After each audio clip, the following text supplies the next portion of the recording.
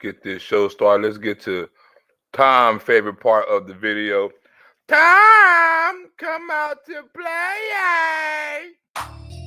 Slapper.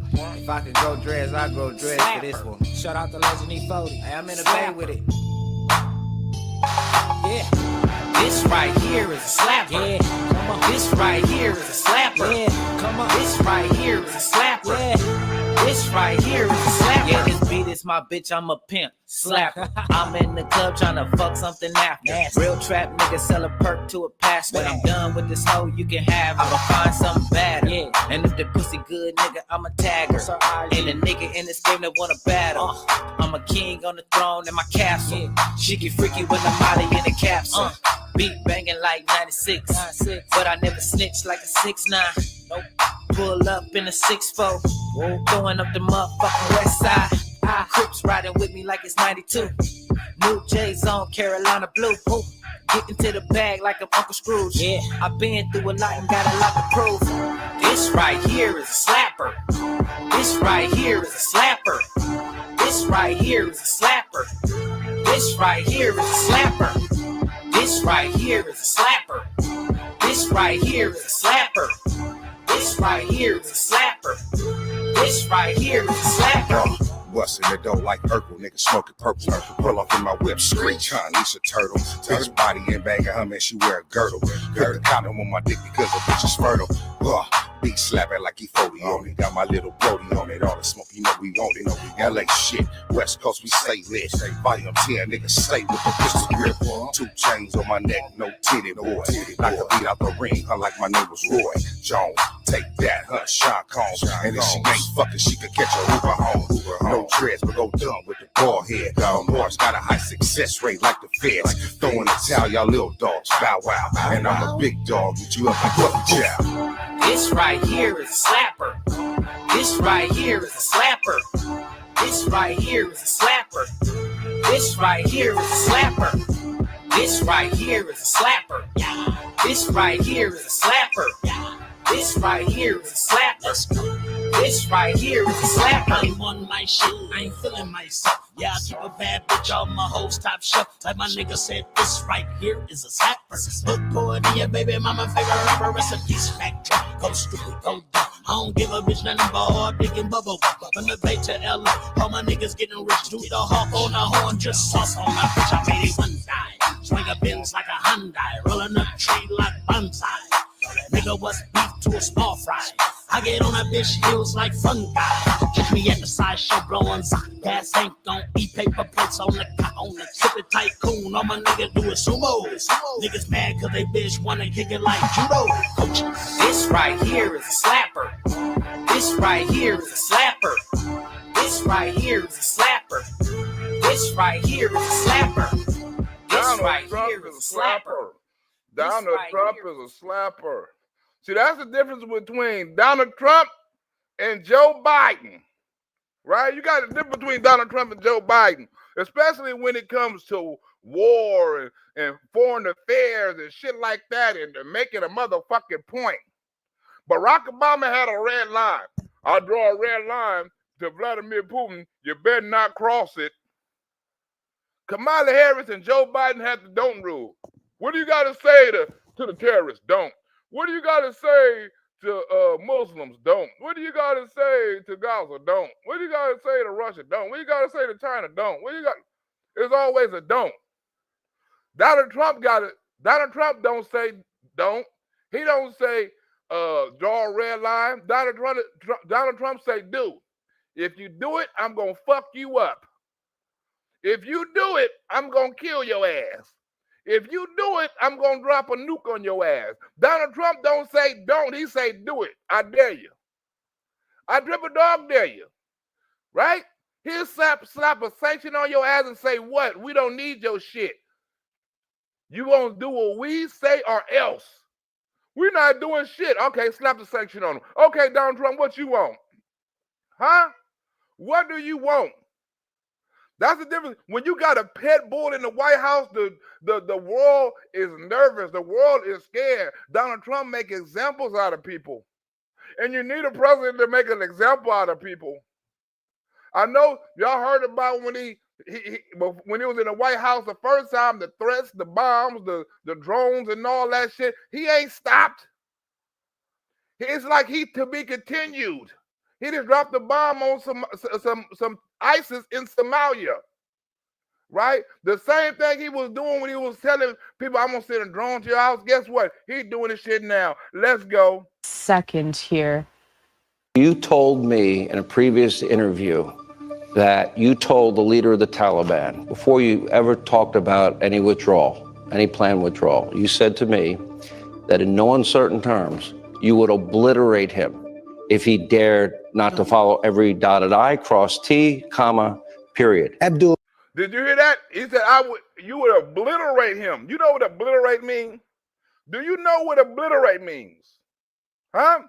I will obliterate you if you don't cross every. This was before the election.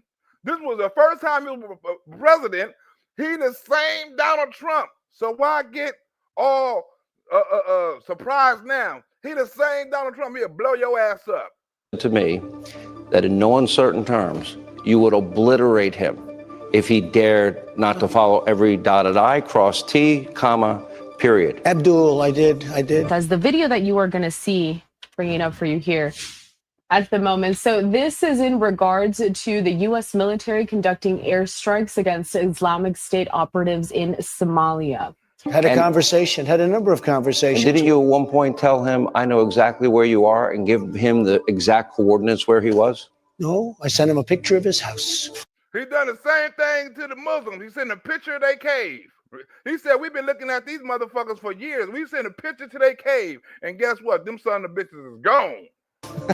Now, the president just showcasing this brand new video. I do want to read out some of the statement that he posted a couple of days ago on his account on X, in which he says, "This morning I ordered precision military airstrikes on the senior ISIS attack planner and other terrorists he recruited and led in Somalia."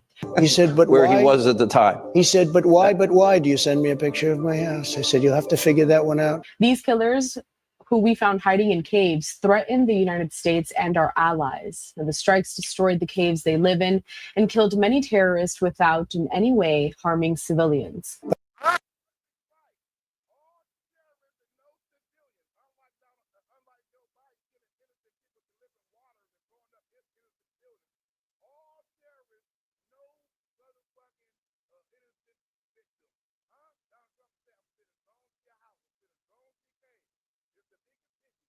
But I said, if you do anything from that point on, we didn't lose one soldier.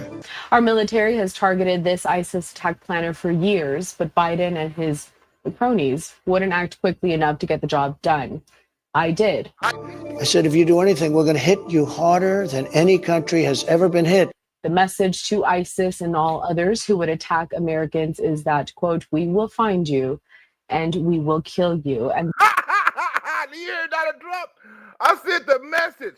He sent a message to everybody. I will find you and I will kill you. If you touch one hair on any American, if you even think about it, we coming after you. If you even plan it, we even hear about it, we're going to destroy you.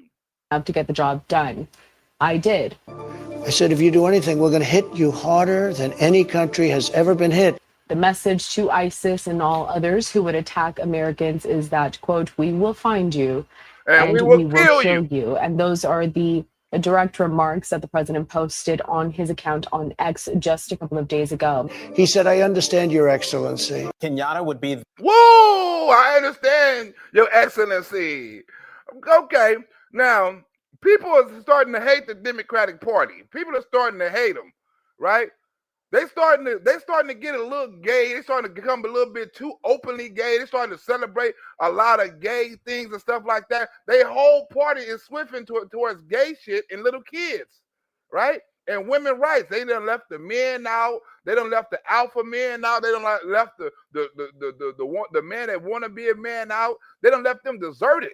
They talking about women rights and kids getting sex changes and men having sex with other men, right? Now, perfect example, this is one of the head of when they had the Democratic forum, he was one of the dudes got picked to be one of the legislators or one of the union members or whatever. He's the head of something, right? But look at his campaign speech. The first openly gay man to serve in the Senate. People want to see candidates that represent the fullness of the American experience. People that come from marginalized backgrounds make better policy. You know what it means to be treated unfairly because of who you are or where you're from. The Democratic National Committee. Whoa! Huh? Straight gay, straight butterfly, straight rainbow coalition, right? That's why people are starting to hate the Democratic Party, right? Now, it's a poll coming out. You know how they say, well, I hate both sides of the government. I don't like Republicans or Democrats, but I'm riding with the Democrats because the Democrats is the party of the less evil.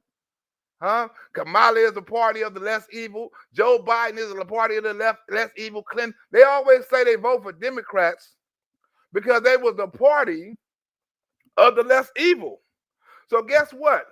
If people is hating both parties right now, the Republican Party is the party of the less evil. And Donald Trump is the candidate that is of the less evil. If we're going to go on the words that the independents and people say, I hate both parties and all. If we're going to go on your words, right?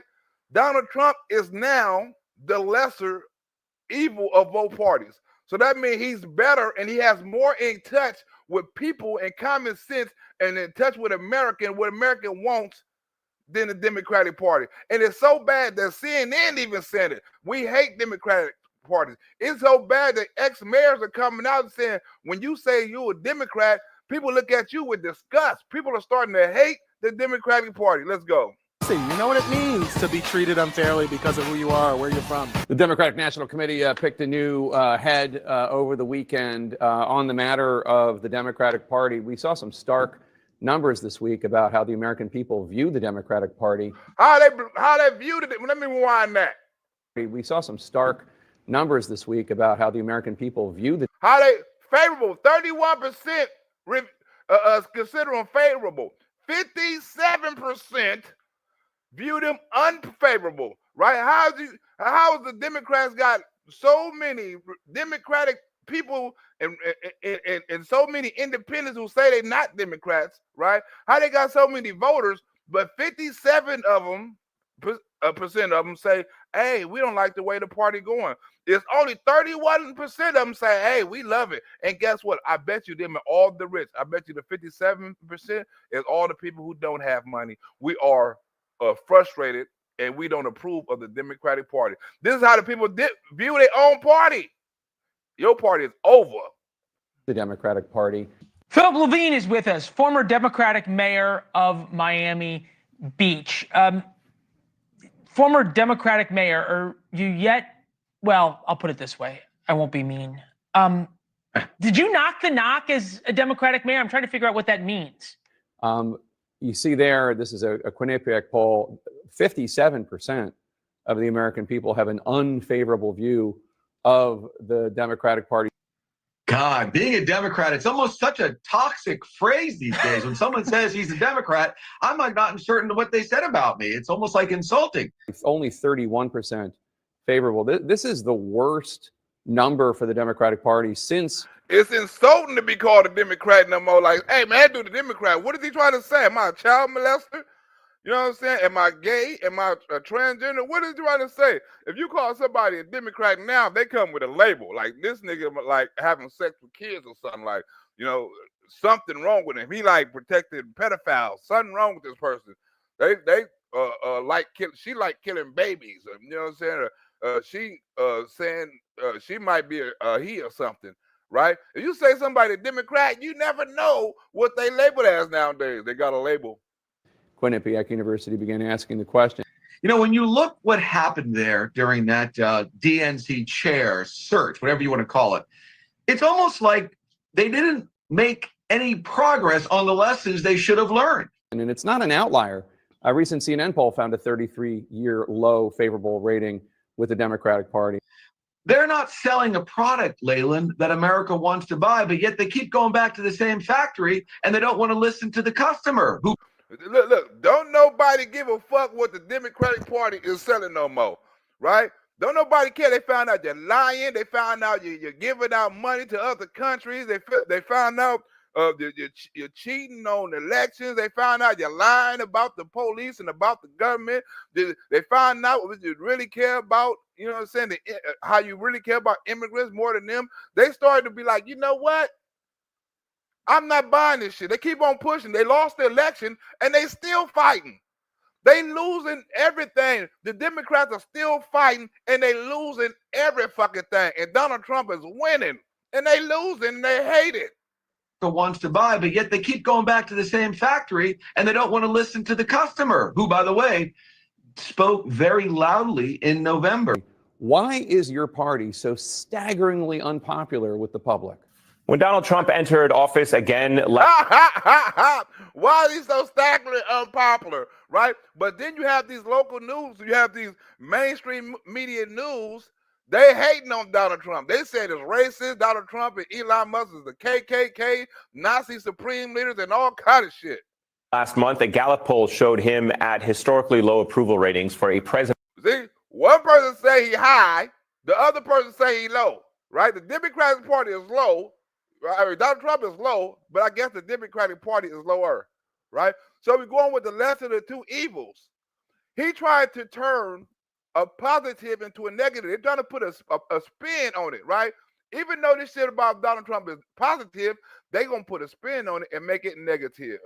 President being sworn in with only 47% of Americans approving of him, similar to the 45% after his first inauguration. Right? So he went up 2%, right? 45% approved of him with his first one, 47% on this one. You know that could be millions of people. That 2% equals millions of people, probably 5 million people, then switched and had approval, right? After his first term, they could have been like, no way, it could have been lower, but it's actually higher. So it's a bad thing. It's only 47%.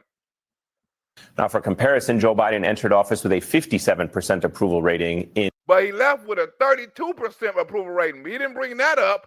Donald Trump re-entered with a 47%. He went up. Joe Biden went from 57 to 32. He went down. But they damn sure ain't going to bring up that because it will make Donald Trump look good. Now, for comparison, Joe Biden entered office with a 57% approval rating in this same poll. That's not what they need to do. They need to figure out what the product is. And we understand that the product certainly isn't about open borders. It isn't about playing footsie with Iran. It isn't about letting Hamas terrorists protest on campus. Because contrary to what Trump and MAGA are saying, neither he nor his policies are popular. Well, the immigration ain't popular, right? The tax on tips he just put in ain't popular. He only been in a week, right? All the wasteful spending that he's finding and cutting ain't popular, right? What is he doing that's not popular, right? People thought he cut off the food stamp. You see, they ain't talking about that shit no more. That shit lasted for one day until the truth came out. People talking about he was cutting out school funding, right? That shit was unpopular. People talking about he was cutting out, we're going to get into that later, DOGE and it was cutting out shit, right? But they found out that was untrue too. So what's unpopular about Donald Trump, right? How he's stopping wars, bringing hostages home, right? Making these other countries bring soldiers and guard their own border, making other countries stop with the fentanyl flow to the United States. What is he doing that's wrong for the Democrats and the liberals to say his policies is unpopular? Which ones? So how did he win the White House, and why are Republicans in control of the House and Senate too? And I swear it's a little bit like the ship hit the iceberg, and instead of going out and figuring out how they don't hit icebergs anymore, they just said maybe what we'll do is just change the captain on the bridge. Well, people dislike the Democrats even more. They're the lesser. Donald Trump is the lesser of the two evil. The Democrats, look, they hate Donald Trump. Think about that.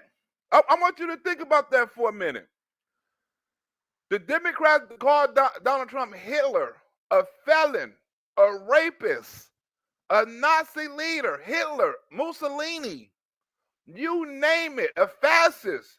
They named him he was a threat to democracy. All this. And America hates you, more than they hate the Nazi leader. What that say about your party if America hates you more than they hate him? What that tell you about your policies? What that tell you about your city? What that tell you about your ideologies? What that tell you about your support system? If they hate the Hitler, the Nazi, the person that's going to kill people, the person that's going to lock black people up, the person going to take away their democracy, deport immigrants like he's running a Nazi concentration camp. If they hate you more than they hate him, what did that tell you about you? A Wall Street Journal poll showed 60% of Americans view the party unfavorably. In November, Democrats lost ground with nearly every demographic group, including minorities, women, low-income voters, and those without college degrees. It's certainly not about unsafe cities in America, and it clearly is not about DEI. It's in this political wilderness that Democrats gathered this weekend and elected a new DNC chairman in Ken Martin. Martin is the longtime leader of the state Democratic Party in Minnesota, and he defeated Wisconsin Democratic Party chairman Ben Wickler, excuse me.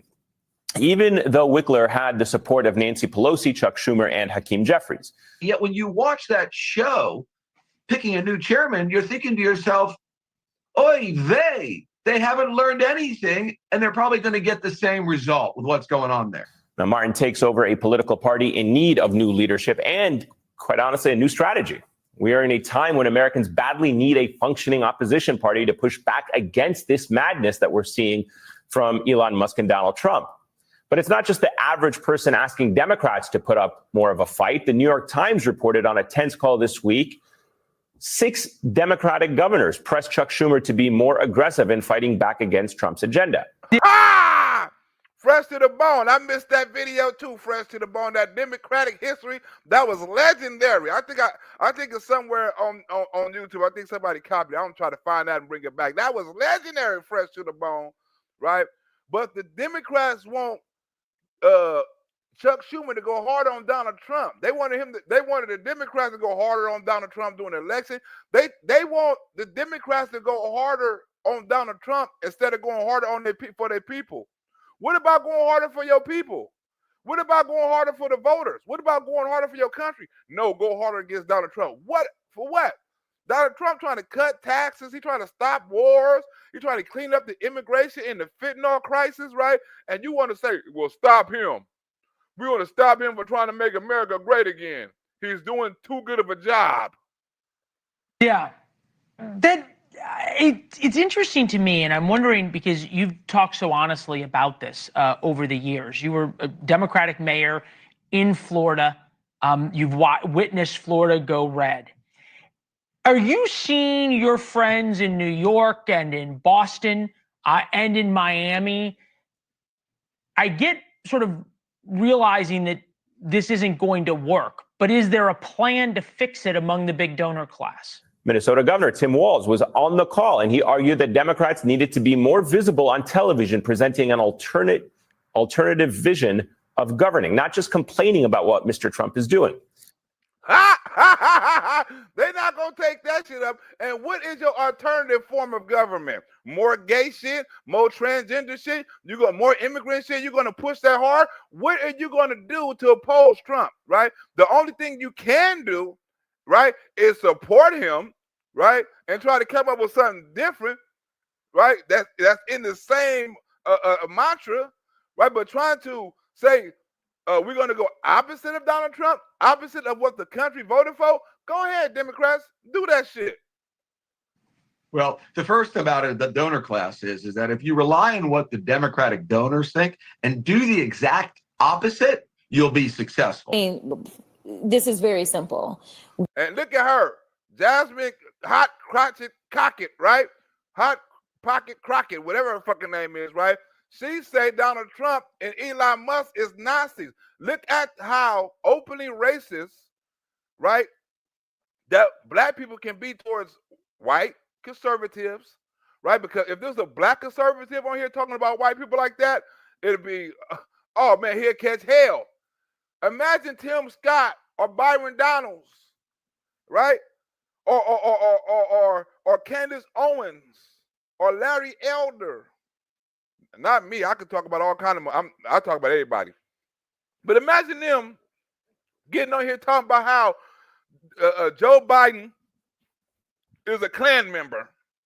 Joe Biden in the Democratic Party, you know what I'm saying, is child molest. I mean, Marjorie Taylor Greene said, but she don't give a fuck, right? But I'm talking about a black person getting on here directly talking about white people. Marjorie Taylor Greene called the whole party. She don't give a fuck. You're black, white, the whole party. They're the party of this. But imagine if they singled out individuals in the Democratic Party and called them names. Hitler and Mussolini and all this social shit. They can talk about their job performance. They can talk about their mental aspect. They can talk about the truth. But imagine if they put race in here like she's about to put race. Imagine what the people will say. We right now have a white supremacist that is sitting in the White House. He is backed up by other white supremacists. Huh? Imagine if Byron Donalds or somebody came on here and say, we have a white supremacist in the White House that is surrounded by other white supremacists in the White House. Right? What is that telling other countries? What is that telling our country? What is that telling the Democratic voters or the people that support the Democratic Party and vote her or support her or share her same ideas, right? Now they have the idea that it's Nazis and white supremacists in the White House. And why? She would know. She's a congresswoman. She has knowledge of it.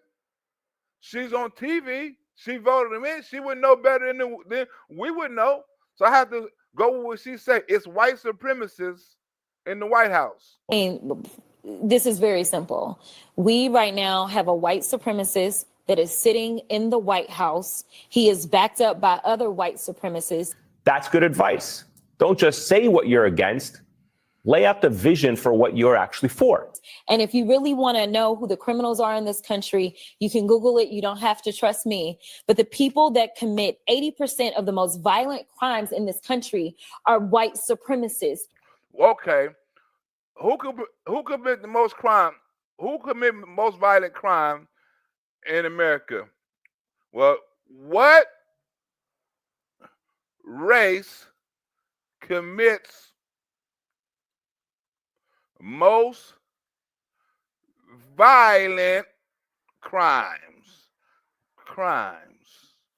She said we can Google it, right? Throughout the murder rate of 59 higher than whites, right? Okay. Right here, crime prevention. Which one should we read, right? Crime prevention research, right? Crime prevention research says, let's see, she said 80%. Crime research says, this was in, I don't know what this 2023, right? In 2023, the murder rate among black is 653, damn, higher than the murders for rates of whites, right? 653 times higher, right? So she said it was 800, right? The murder rate of Hispanics is 65% higher than whites, right? So we're at 653%. Hispanics are only at 65%. Nor are those numbers that much of any outlier from the 1990s through 2020. The black murder rate average is 569% higher than whites, and the number of Hispanics was 57%, right? Through all that time, right? Rate of violent crimes, right? Rate of violent crimes, right? Okay. Vice President Kamala Harris falsely claims Muslims in America is those who presume to be Muslims have endured disproportionate number of hate-fueled attacks. President Kamala, Muslims, let me see what this say, right? Let me see. Oh, we don't need to. Well, I don't know where she getting her information from, right? But on this one, this is the FBI. This is the FBI Bureau, right? FBI Bureau. What do they say? What do they say is the murder rate? Do they got violent crime? You got to read all this. I don't want to read all this other shit. You ain't got a chart. But if you read the chart, the arrest rate for violent crimes and all that shit. Where we at? It was ethnicity. Where we at? Black or what is this? Murders. 51%. Is that murders? Is that where we at? Murders, manslaughters, right? 51.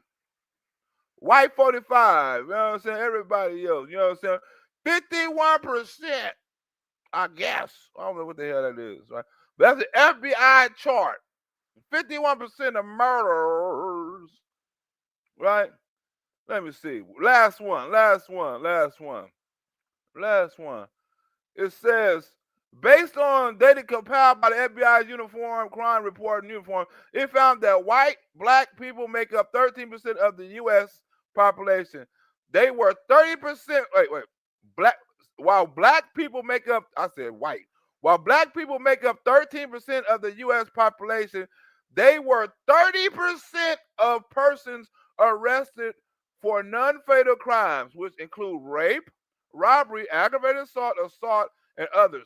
Black people were 30% of those arrested for serious non-felony crimes. Oh, right. I read the same line over again. The designated black and white often did not include those who were Hispanic, right?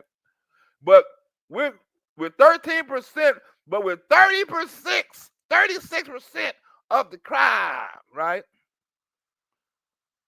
Right, according to, and whatever whites, according to, well, with 30%, so that's a false thing. Let me get back to the video. This bitch is lying. Bitch said 880 criminals are in this country. You can Google it. You don't have to trust me. But the people that commit 80% of the most violent crimes in this country are white supremacists. Now, but before the party can lay out a vision of what they bitch, they black supremacists. They black supremacists. I ain't never had no white supremacists shoot at me.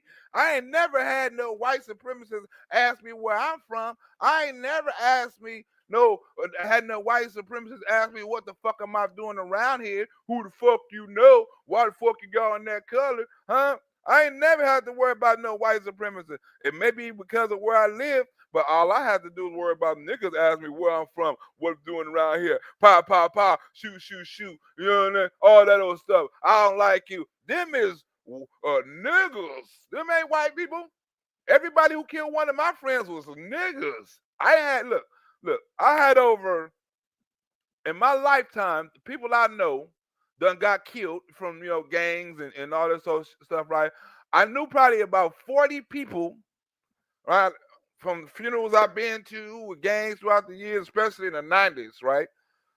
And people close to me, people I went to school with and stuff like that, right? People I knew from other gangs, and not just my gang, but I know about 40 people from a personal level that like I said, I went to school with, I probably was in prison with, that I was in a gang with, you know what I'm saying? That like I said, I grew up with, all that. Not one of them was killed by a white supremacist. Not a one. One was killed by the police. You know what I'm saying? He had a shootout with the police after he was robbing a beef bowl out there in Hawthorne. He had a shootout with the police. But I don't consider that as a white supremacist. You know what I'm saying? So if you want to take that off the nigga list, you can take that off the nigga list, right? You know what I'm saying? I had another friend had a shootout with the police on the freeway, you know what I'm saying, that died. So we're going to take that off the nigga list too, right? But none of them was killed by white supremacists unless the police was white supremacists on his own free time. But he wasn't a white supremacist on the job. But every other last one of them was killed by another black man, right? And let's say out of that 40 people that I know personally who've been murdered, right? Out of the 40 people, right, I knew about 15 of the killers. So think about that. I knew the person that got killed and I knew the killer. And think I'm not the only one. I was not in deep in. I was like the money making gang member. Think about the ones that was really into it and how many they done saw their homies done died and grew up with. You know what I'm saying? They was like, I know their numbers was really way deeper than mine. Way deeper. But it wasn't no white supremacists.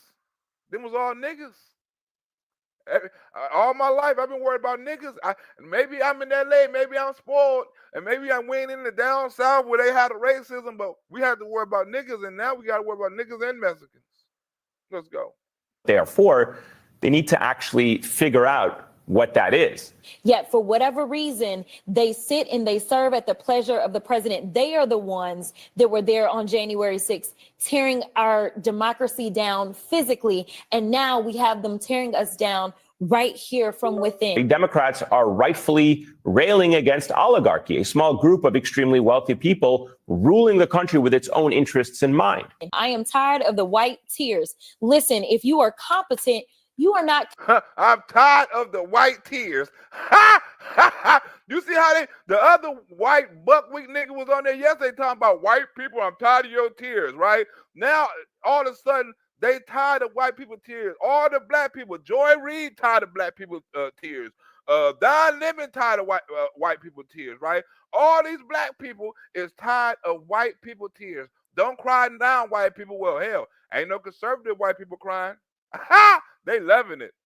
Concerned when I walk into Congress every single day, you know why I don't feel away and why you can't make me doubt who I am is because I know that I had to work 10 times as hard as they did just to get into the seat. That's good. You're supposed to have that mindset, right? You're supposed to have that mindset even if you're in the same field as other blacks that's dominating, right? You're supposed to be in that. If you had that mindset and you want to make the NBA, I got to work 10 times harder than the next person. Well, hell, maybe you'll make it in the NBA because not only are you working 10 times harder than black people or white people, you're also working 10 times harder than other black people who don't have that mindset, right? Who probably have the same skill level than you, right? But you say, I'm going to go up and I'm going to shoot this basketball. I'm going to catch this football. I'm going to hit this baseball, right? Because you want to say, if I want to make it to the NBA, I got to work 10 times harder than anybody else because it's only a chosen few that gets to go to the NBA. Who is it? Not here. Wrong door. Does she live here? No. Have you ever heard of her? Okay, man, it's an address that I had. Sorry to bother you. It's all good. Hello? Yeah, so where was that? Oh, somebody wrong address. Let me go back to the video. You look and you compare me to Marjorie Taylor Greene or me to Lauren Boebert, there is no comparison. And that is the I work 10 times harder, right? If you work 10 times harder than the average person, right? If you work 10 times harder than the average person, you're going to get the results. You're supposed to have that mindset no matter what field you're in. If you're an actor and you're trying to get a part, you're supposed to work 10 times harder. If you're in the spelling bee, you're trying to win the spelling bee, you're supposed to work 10 times harder, right? If you work 10 times harder in anything, you will excel. So don't get mad because you don't try to give it to DEI or race because you have to work 10 times harder. It's only a selected few in a selected field. So anybody who get that position got to work 10 times harder. Huh? LeBron James had to work 10 times harder. Huh? It's other white people have to work 10 times harder just to get in a position. Huh? Andy Reid, the coach of Philadelphia Eagles, probably had to work 10 times harder to get in his position. Right? The Asian dude, right?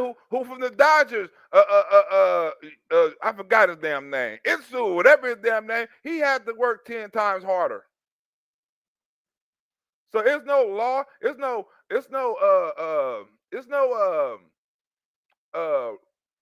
nothing wrong with working 10 times harder. I feel I gotta work 10 times harder. Not because I'm black, because I'm a comedian and I gotta compete against white comedians, black comedians, clean comedians, comedians of all different genres. I gotta work 10 times harder and be 10 times better. Not because I'm black, because that's just what it takes to succeed in this field or in any other field. Right? I shouldn't be like, oh man, they're not giving me a chance because I'm not funny, I'm black, you know, or because of DEI. No, when I got my subscribers, it was because I was funny. It had nothing to do with DEI, had nothing to do with my blackness. It had something to do with my research, my hard work, my comedy, my wit, my intellect, my speech, my humor. It has something to do with all that, a collection of all that which separated me from everybody else, that people came and saw me and donated to me and liked me and watched me and shared me. It wasn't because I was black. It wasn't because no DEI. It's because I put in the fucking work, hours, staying in the house and cutting away my social life and doing the research and editing videos and recording them and downloading them. And it was a lot of work. I had to work 10 times harder to get all them subscribers. I couldn't have done that if I was putting out one video a week or one video every other day. I said, look, man, I'm not up to that level. I got to put out 2 or 3 videos a day. Right? Until I got to work 2, 3 times harder and faster than the next person. When the news come out, I got to have it right away because I have to work 10 times harder than somebody who got 100,000, 300 or 3 million subscribers. Because now I'm only at 10. But the hard work maybe go to 800,000. So it's not because of DEI. Don't blame it on that. Take credit in the fact that you did work 10 times harder than somebody else, that you did put in the work. Take credit in that. Don't give nothing else credit. Don't give no DEI program credit, or don't give nobody somebody else credit. Give yourself credit. It was you that was doing the study. It was you that was out up late night. It was you that cut out your social life. It was you that sacrificed a lot of shit, not the DEI program. She's complaining about that she had to work 10 times harder to get in the position that she was in. Well, hell, work even with everybody else and see how far you would have made it. Right? If you want to be ordinary, extraordinary is 2 different words. It's extraordinary. You can be ordinary, or you can be extraordinary, which is extraordinary. Right? But it takes work to be good. It takes extra work to be great. So you could have put in 5 times the work in being good and not been at your position, or you could have put in 10 times the work and be great and be exactly where you is right now. And then you put in 10 more percent, ain't no telling where you be. Let's go. Life that we have always lived. But it's hard to attack the Republicans for being run by oligarchs if Democrats are as well. So the only people that are crying are the mediocre white boys that have been beaten out by people that historically have had to work so much harder. This is why they have historically worked. Even if that was the case, right? Give them black people credit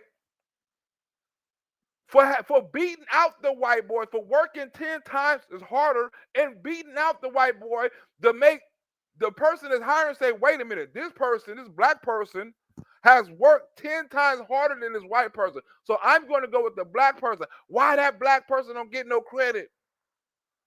Why are you going to blame it on the DEI? The only reason he got that position is because of DEI. Hell no. That black person was probably great. And what happens is when you put everything on DEI, it takes away from the greatness that some black people accomplished.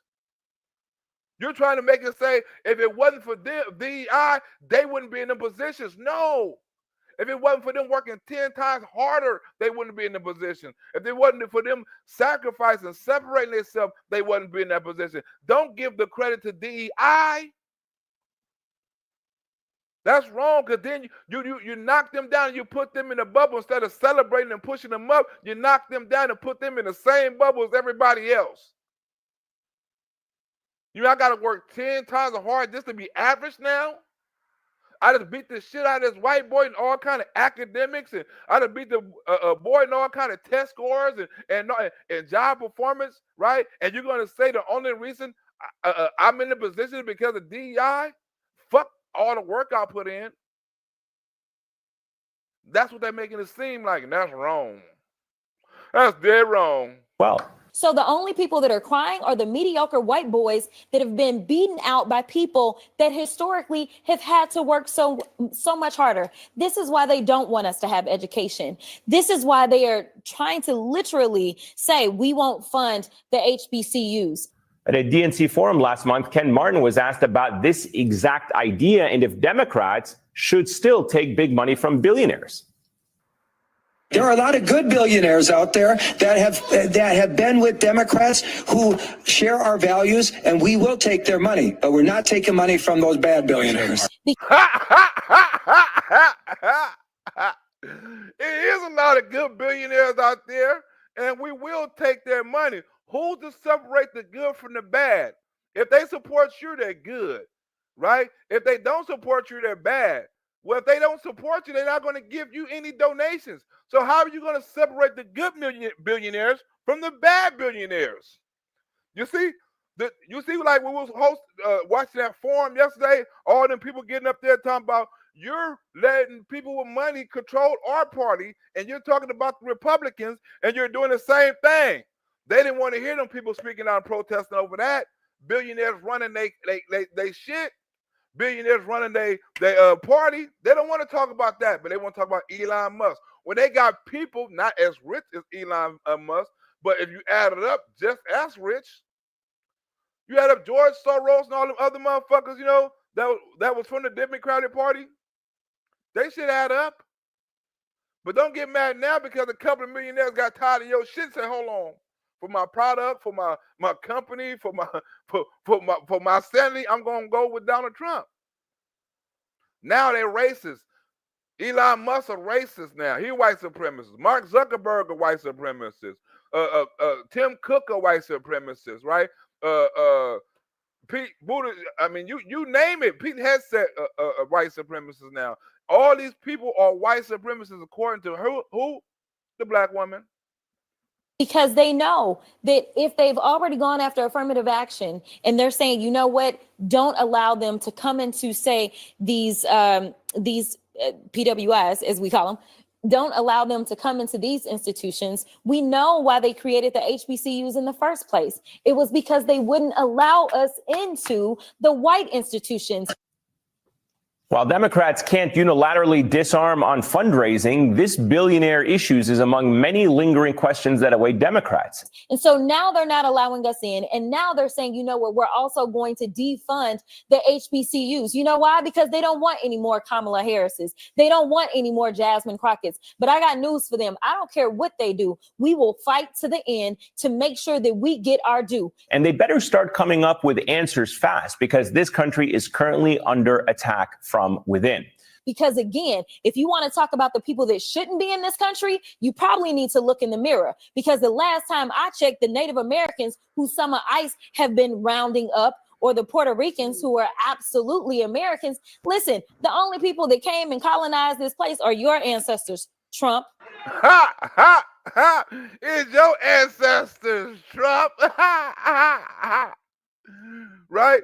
So that's proof that Donald Trump is a Nazi. That's proof. Huh? He's a Nazi. Harris lost. Huh?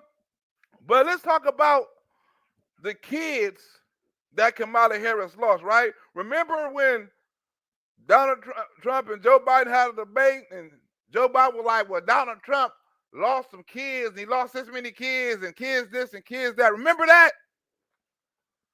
Huh? You remember that? That so-called debate,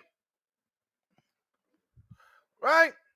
They were talking about kids and Donald Trump losing kids and Joe Biden was going to find the kids. Did Joe Biden never find the kids? We found out the kids wasn't really separated, right? That was just a campaign stunt, right? But we know that the other kids that Joe Biden and Kamala Harris let in, we know that they was missing, right? Because it was a hearing that the Attorney General had, and he said he don't know where the kids was at. Right? So this is a fact that you had over 300,000 kids missing. Fact. What you didn't hear about Joe Biden saving none. You didn't hear Joe Biden coming up with no kind of team or no kind of organization to help find these kids.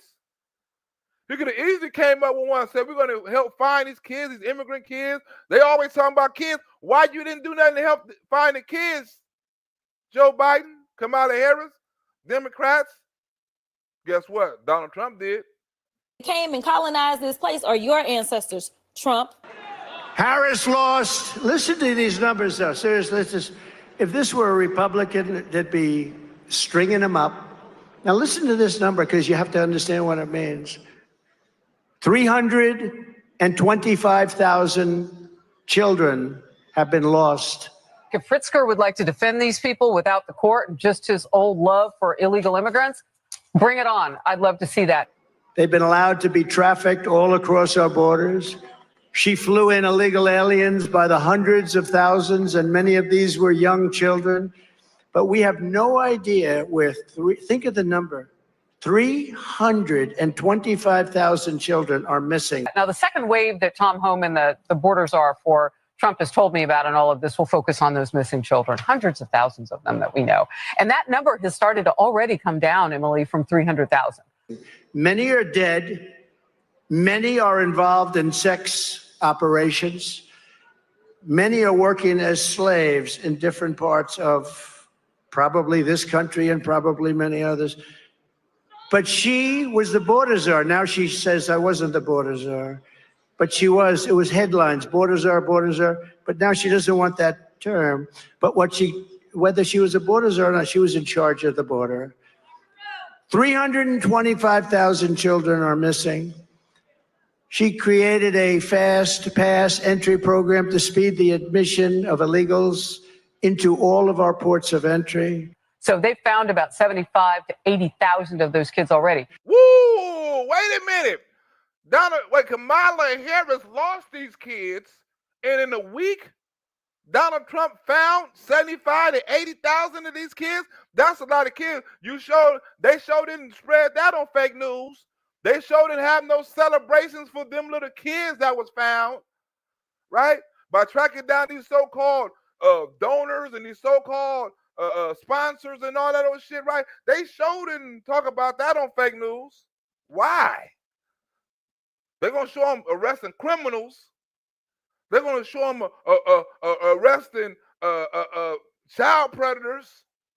They're going to show them arresting murderers, people that violated the law, but they won't show them rescuing kids or taking down these sponsors or no shit like that.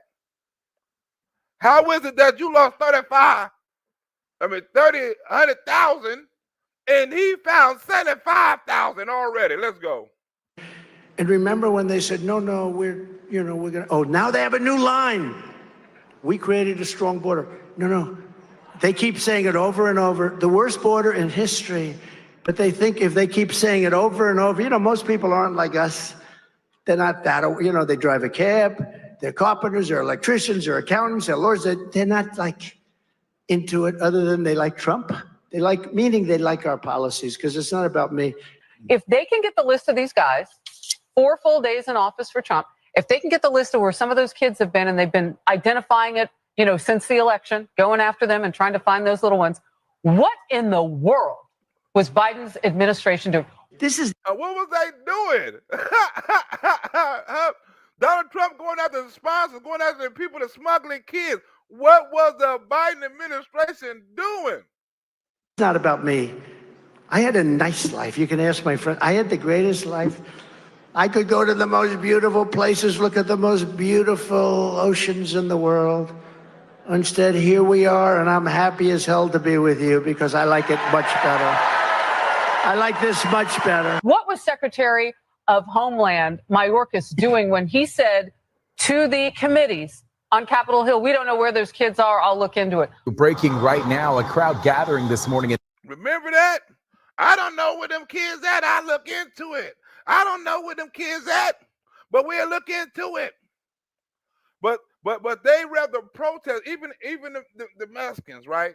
Even the immigrants, they rather protest Donald Trump and ICE taking away criminals than Donald Trump and ICE protecting kids.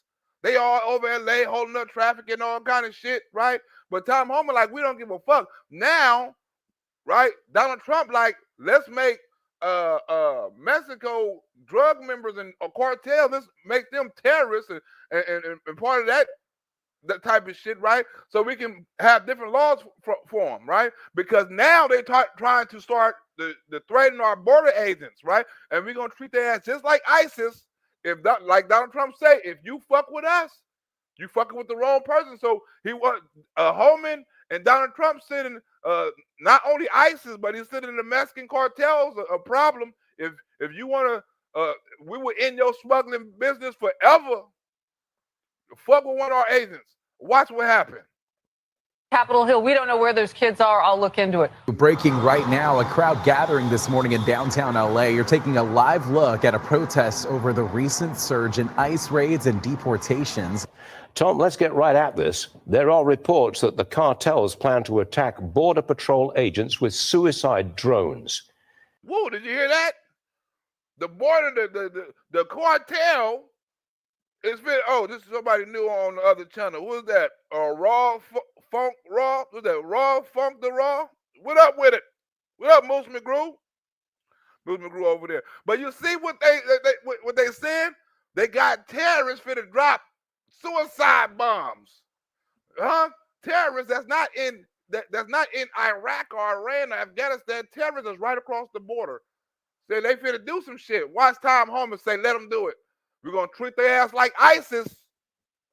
How are you gonna fight that? Don't bite the hands that feed you, you know, just it's not okay the way they're doing it. And it was never just about deporting the criminals. They're going after everyone, and that's not okay. Well, look,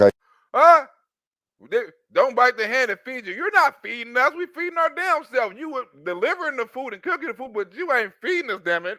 Somebody else can do that. I've said for a while that the cartels aren't going to take this lightly. When we secure the border, we're taking billions of dollars out of their pockets, right? Because they're making record amounts of money in alien smuggling, sex trafficking of women and children, and drugs. So they're not going to go away, quietly. They're going to fight this thing. So, we're going to take them on. Look, we got the military on the border now. Border Patrol agents are well aware of the threats. There will be violence, and it's something. Huh? There will be violence. They're aware of the threats. We got military on the border. There will be threats. There will be violence. You hear that? Let them shoot at us. There will be violence. This is Tom Homan talking. He's talking for Donald Trump, and you see what Donald Trump done to ISIS early in the show. He bombed the shit out of them. Let them touch one of these soldiers on the border and see what happens to the cartels. We're prepared to handle, but I warn to the cartels, if they harm a border patrol agent, one of our soldiers, President Trump will not hesitate to take extreme action. Last Monday, President Donald Trump signing executive orders giving ICE agents greater ability to conduct enforcement actions in. Giving him, he's enforcing, he's giving the police, he's giving ICE, he's giving the proper authorities the proper authority to do their shit. You heard what Tom Homan said. Donald Trump said, if you harm one of our border agents, I'm a warning to the cartels. If you do some shit, it's over. It's over. They giving you a warning. They want you to touch one of them. That's why I say Donald Trump don't send don'ts. Donald Trump send do's. Do it if you want to. I dare you. Sensitive areas like schools, churches, and hospitals. Under the Trump administration, ICE agents are arresting nearly 800 people every day. I think President Trump will wipe them off the face of the earth. Did you hear that? I think Donald Trump will wipe them off the face of the earth. I don't think they're hearing this. I don't think people is hearing this, right? Donald Trump is fucking with Canada, China, and Mexico all for one reason: fentanyl. He's not fucking around. He don't give a fuck about the cars. He don't give a fuck about the oil. He don't give a fuck about the taxes. He's saying this is not a tax war, a trade war. This is a fucking drug war. I said, oh, that's some cold shit. Donald Trump said, y'all looking at it the wrong way. Huh? These motherfuckers don't put troops on the border to protect our border from not just immigrants, but from drugs. Y'all been complaining about 100,000 deaths a year. Right? We got to stop that shit. How we stop that shit? We got to stop it by the source, because evidently it's not stopping over here from the usage. So we got to stop it from the source. We're going to do it in Canada, right? All the people that got something to do with fentanyl is getting taxed. Canada, China, and Mexico. And nobody else. Everybody else, other little shit, cars and shit like that. But we putting 10% tax on everything until you do what? Deal with that fentanyl shit. This is not a tax war, it's a drug war. 800 people every day. I think President Trump would wipe them off the face of the earth, just like he did ISIS and the caliphate. So I would think the cartels would pay attention. We have a strong president who's not going to take it. So I think that we should stand up for our people and always be proudful and pride about our people and never forget about them. If our troops on the border are fired at from Mexico, not necessarily with drones, but just rifle fire, something like that, what will we do? Will we fire back inside Mexico? Absolutely. Absolutely. Remember during the Biden administration, all the police was getting fired on and shot at and all that shit. And remember they were taking pop shots at officers on the border? Tom's woman said, absolutely. We're going to shoot back. Huh? We're going to shoot back. Is it going to happen? And what happened if Mexican cartel shoot at you? Motherfucker, we're going to shoot back. Not necessarily with drones, but just rifle fire, something like that. What will we do? Will we fire back inside Mexico? Absolutely. We're going to protect the men and women working that front line. I mean, they got a dangerous job, and these threats from Mexican cartels even make it more dangerous. So they're well prepared, and we'll do what we have to do to defend this country and defend the men and women wearing that badge and wearing that uniform. Absolutely, we'll take action immediately.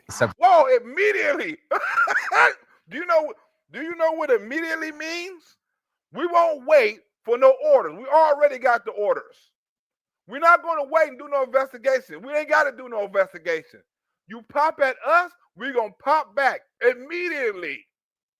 Do you hear that, cartel? And if you fuck with one of ours, your homo ours, we will eliminate you. Donald Trump have a record for this. Ask ISIS in Somalia 3 days ago. Oh, you can't ask them because they're all gone. Huh? They're all gone. Several local schools have begun handing out Know Your Rights cards, providing guidance on how to respond to immigration officers. Know Your Rights card. What rights? What rights do you have? We have a Know Your Rights card. What rights? What immigrant rights do you have?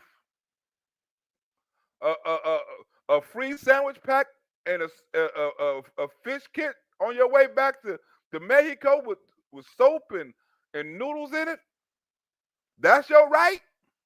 Well, it says you're supposed to feed us. I know my right. Well, you don't have a right to stay here. That card is not legit. I don't know who the fuck gave you that card about your rights, but that's not the law we follow, buddy. Get in the van. On campus, this live look here happening in downtown LA again over those protests with ICE arrests and deportations happening across our area. We had a conversation with President Trump. At the end, he asked how long we could put the tariffs on hold, and I told him, let's put them on hold permanently. Oh, this bitch laughing. Let's put them on permanently. Donald Trump didn't laugh. Donald Trump said, okay, well, bitch, what that mean? How long is it gonna go? And she straightened up real fast. Huh? Because Tom Homan and Donald Trump is not playing with that border. 10,000 Mexican troops going to the border. Are they going to take on the cartels as well? He then asked, well, for how long? I responded, let's pause them for a month, and I'm confident that in a month, we will deliver results for both his people. Did you see that smile wipe off her face? Then he asked, how long? Let's do it permanently. No, then he asked, how long? Okay, well, let's try a month. Let's pause them for... Well? He then asked, well, for how long? I responded, let's pause them for a month, and I'm confident that in a month, we will deliver results for both his people and Mexico. Well, I think so. Look, President Trump, again, a game changer, right? he's moving at record speed with the military operations on the border. I was with Pete Hegseth all day yesterday, shoulder to shoulder, great partner. We've already locked down the border at a very high level. I think it's a 76% decline across the southern border. DOD's in the game, and I think we're rocking it. And I think for the first time, I'm confident under this second administration, we'll absolutely have operational control of our southern border across from every mile of border. We have operational control. That has not happened in the history of this nation. Whoa, did you hear that? Operation control. That means Canada and Mexico. That's why Mexico coming to the table and Canada coming to the table, right? You're going to secure the borders with your military and make sure nothing illegal comes across that motherfucker. You too, Mexico, right? Mexico and Canada are going to secure your borders and stop that fentanyl flow and stop that immigration flow and terrorists and all that shit coming to the country. If you don't do that, 10% tax on everything. Why you think they coming to the table? We're going to give us a month. Pause it for a month. Well, I give you motherfuckers a month to come up with something. Well, it's going to be something that both our countries agree with. No, that I agree with, bitch. I think we're going to achieve that goal for President Trump and under this administration. We begin tonight with a full-on crisis in our democracy. Whoa, let's talk about DOGE. Right? The Democrats mad at Elon Musk. They mad at the Nazi, right? They calling him dumb, right? Now all of a sudden, one of the most celebrated Americans in the world is one of the most evilest motherfuckers in the world, right? The one that helped people send spaceships to the moon, right? The one that helped build certain cars, and the one that putting chips in people's brains, and the one that donated all this money to certain people, not just Donald Trump, but liberals and liberal causes, and the one that help out wars with satellites and shit like that, and help put satellites in the sky. The one that does all of that is now evil and stupid. As federal workers are literally locked out of their offices while operatives working for a private citizen essentially take over our government. But we begin tonight with a full-on crisis in our democracy. Breaking news, Musk dismantling the government. Exclusive breaking details out front tonight about the young men Elon Musk is sending in as his lieutenants. All while congressional Democrats issue strongly worded letters, plus holding a press conference today, and congressional Republicans sit back and let the federal government they work for collapse all around them, while they occasionally beg Trump for tariff mercy for their states. The DOGE was in the building. We took down our pride flags. I took out any books I felt would be. Look, the ICE, look, DOGE done a raid, right? DOGE done a raid on the woke federal government. She said, I took down my flag, my pride flags. I took down my pride books, right? DOGE was doing a raid. All that woke shit, we gotta go. So when we come up in here, we raiding shit. We looking for everybody who got that woke shit, that gay shit, that DEI shit. Y'all up out of here. They getting their shit, putting their shit all together and shit like, oh man, we gotta straighten our shit up because DOGE is coming. DOGE is the ICE of woke. DOGE is the ICE of woke. We raiding shit and locking shit down. Beg Trump for tariff mercy for their states. The DOGE was in the building. We took down our pride flags. I took out any books I felt would be incriminating. No one was talking. We heard they started taking transcripts automatically of all of our Google Meets. They unplugged the news in the little kitchen galleys. It didn't feel good. If this were happening in any other country right now, I promise you, I'd be on the air calling it a coup. So Elon Musk just shut the whole place down. So you're asking questions of individuals who don't have the answers for you, except all of the wonderful press release that was released to the public. You'll say it is closed. Okay. So yes, it's closed. So Elon Musk shut the whole building down. It's more on this come tomorrow. I got a video I'm working on this when Democrats talk about we gonna fight Elon Musk. They can't even get into the building. They try to do this fight. They can't even get into the building. Say, look, man, this shit is closed down. Ain't nothing we can talk about because we don't have the answers. Huh? We follow orders. So, as you are aware, this agency is very busy currently, and they are not able to take a meeting currently. They advise that they will be in contact. They say, look, we can't take a meeting currently. They advise you to get the fuck on. They can't take no meetings right now. The building is closed. Look at these Democrats. Suckers. Shortly, and that best to contact the Department of State at this time. The Commonwealth. Who is they? The front office of the administrator. This dude. Whoa, the front office of the administrator, huh? Elon Musk is probably one of the most unintelligent billionaires I have ever met. What about one of the most intelligent billionaires you ever fucked? Huh? I'd rather be an unintelligent billionaire than a smart ass, broke ass hunter, right? An unintelligent billionaire. I don't know too many of those. I don't know too many unintelligent billionaires. I didn't know you can be unintelligent and a billionaire. Is probably one of the most unintelligent billionaires I have ever met or seen or witnessed. Which, you know, you can probably even glean that from watching these people on TV.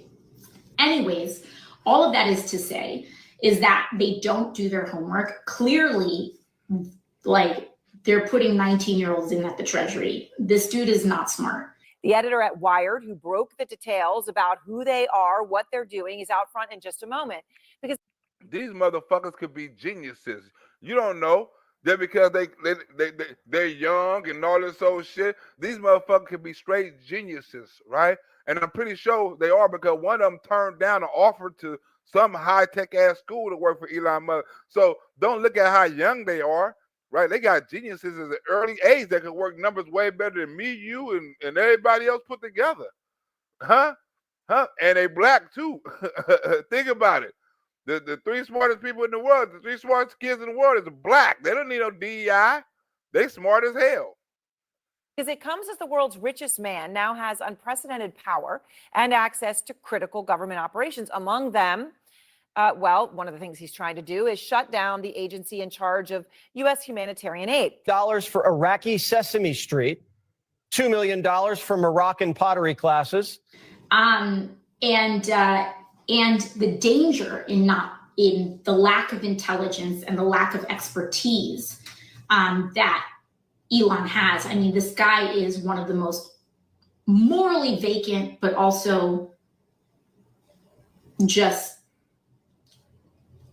least knowledgeable about these systems that we really know of. $11 million to tell Vietnam to stop burning trash. So Musk has tweeted about this a whole lot, but I think this one summarizes the whole mantra here. USAID is a criminal organization. Time for it to die. $27 million to give gift bags to illegals before we deport them. But the point is that what that means is that they're going to hit a button inevitably. They are going to hit a button. Millions to help Afghanis grow crops instead of opium. That program was such a success that opium production doubled. They're all pretty much like that. And he's got Trump's blessing on this one. If there's fraud, these people are lunatics. They're tremendous fraud. They turn out to be radical left lunatics. So he's talking about the people there. It's also about the programs. I mean, USAID is a big organization. They do spend money on a whole lot of things. Fighting disease and starvation are on the list. Right? They try to cover up they talk about the good shit, right? But they never talk about the bad shit. Oh, it's stop war hunger and stop this, and you don't know where that money is going. You don't know where that money is being funded. You don't know if that money is being corrupted, right? So we got to stop funding on this shit until we understand where this money is going, because you say it's going towards one program, but we notice the money ain't there. We notice that people are still starving. We notice that medicine ain't got delivered. We notice all this shit, right? So we got to cut this shit. We also gave Afghanistan $300 million to build diesel fuel power plant for $300 million. Why would we give Afghanistan that much money? $300 million to build power plants and power gas. Why would we give them that much money? Cut that shit out. Humanitarian aid. But someone messed up and it went to Al Qaeda.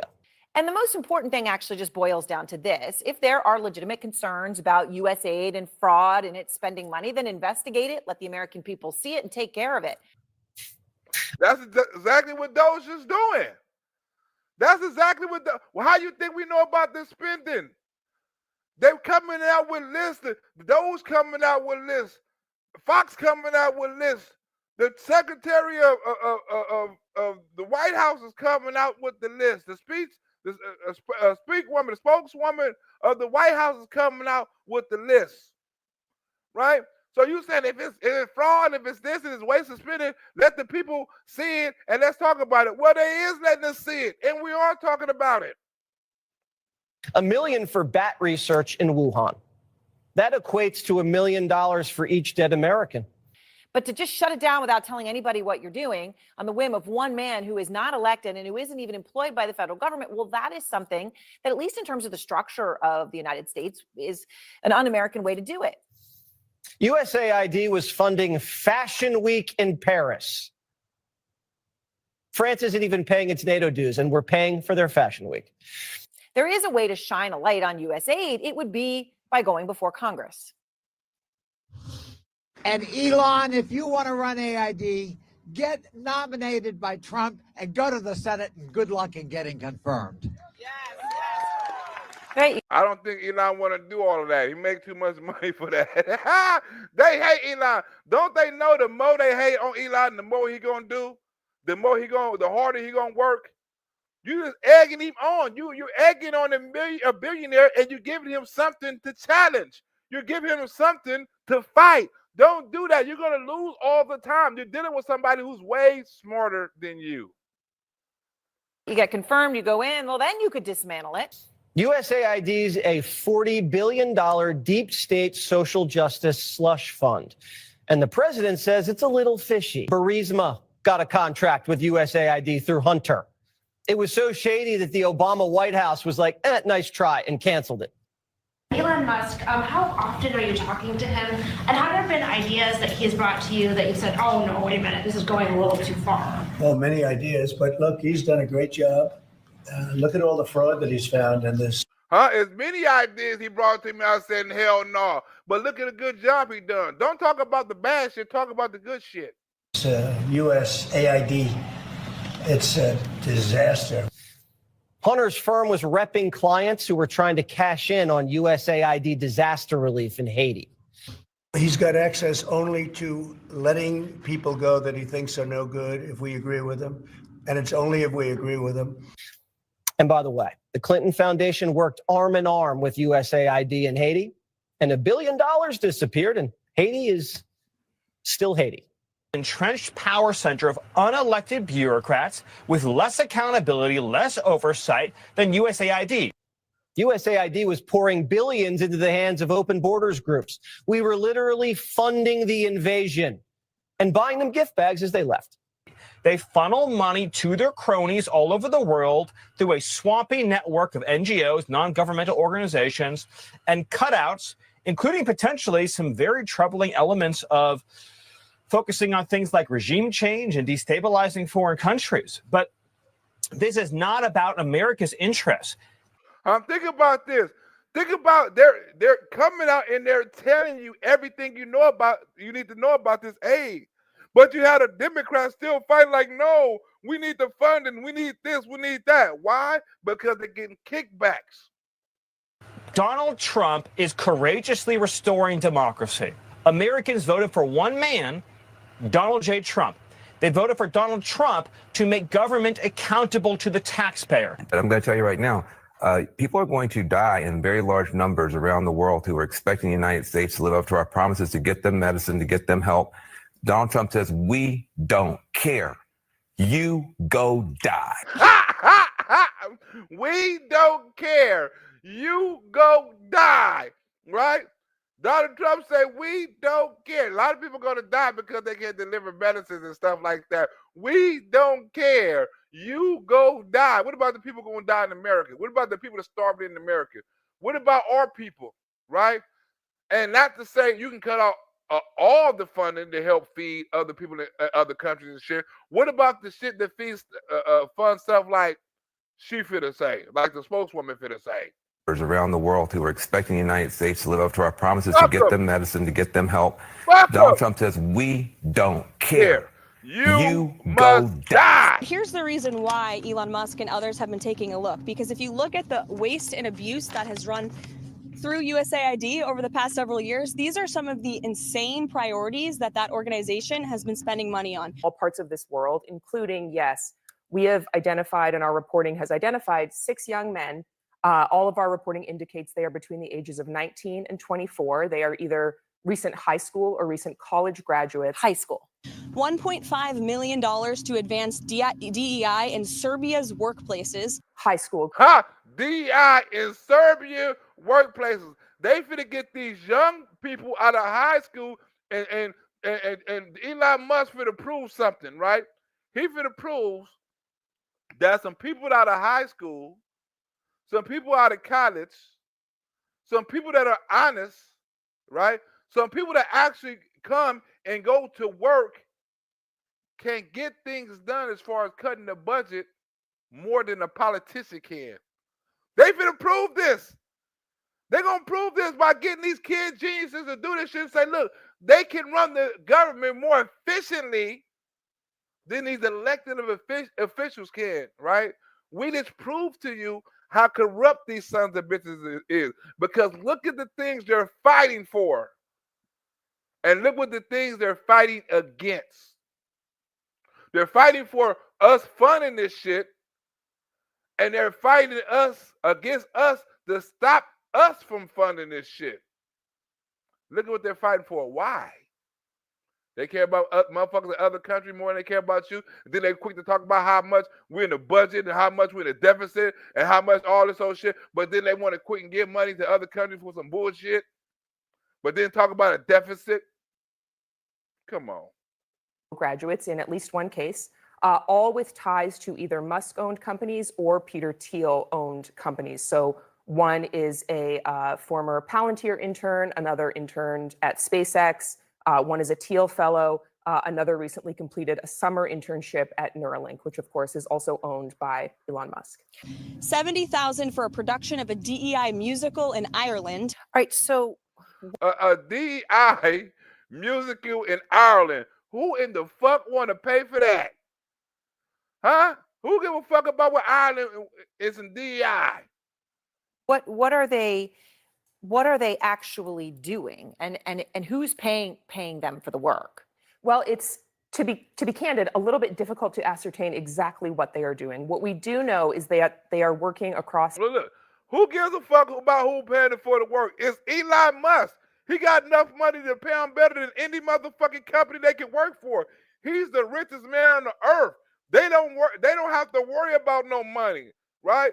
They don't have to worry about no government funding or anything. They have Elon Musk. Several federal agencies, including DOGE, of course, as well as the Office of Personnel Management, which is essentially the HR function for the government, and the General Services Administration, which oversees things like federal buildings, leases, and then technology and IT. $47,000 for a transgender opera in Colombia. So what we do know is that these young men... A transgender opera in Colombia. Ha! What? Why you hearing the Democrats talking about this shit? They talk about people starving and people gonna die, not because of the transgender DI drag show in Colombia, not because of that people gonna die. I'm pretty sure they don't need that to live. Are working at the behest of Musk and his team that he has brought in across these agencies on a number of engineering related tasks. So, okay, Elon Musk wants anyone talking about this, sharing the names of these DOGE employees charged with a crime. Obviously, these are people who are going in and now going to have access to payment systems that you know, affect hundreds of millions of Americans, possibly if you talk about Treasury and certainly federal employees. He's got the backing of the U.S. Trump attorney in Washington, says the FBI and prosecutors are investigating. Yep. Has Musk reached out to you or any of his lawyers or anything? We haven't heard from Musk or his legal team. $32,000 for a transgender comic book in Peru. Ha ha ha! A transgender comic book in Peru. Where the fuck is we coming up with this funding for these programs for? And what kind of program is we preaching to the world? Right? The same shit we preaching to the kids over here, we preaching to the world. Transgenderism and DEI. Huh? We trying to push that shit on other countries. It's cool to be gay, so we can make the world gay and shit like that. They don't want that shit in their country. Most of them don't even believe in that shit. What the hell they having a transgender Sesame Street show in Afghanistan for? I don't know about you, but as an American taxpayer, I don't want my dollars going towards this crap, and I know the American people don't either, and that's exactly what Elon Musk has been tasked by President Trump to do, to get the fraud, waste, and abuse out of our federal government. Is clearly moving in a new direction, and this election crushed. Did you hear that? Did you hear that?